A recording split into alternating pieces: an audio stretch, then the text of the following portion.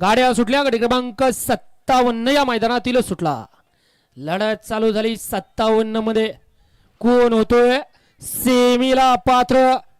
जिगरबाज बैला आणि त्यावरती बसणारा मर्दानी जॉकी अतिशय सुंदर आणि पुढल्या रानात येऊन चिटकला की काय?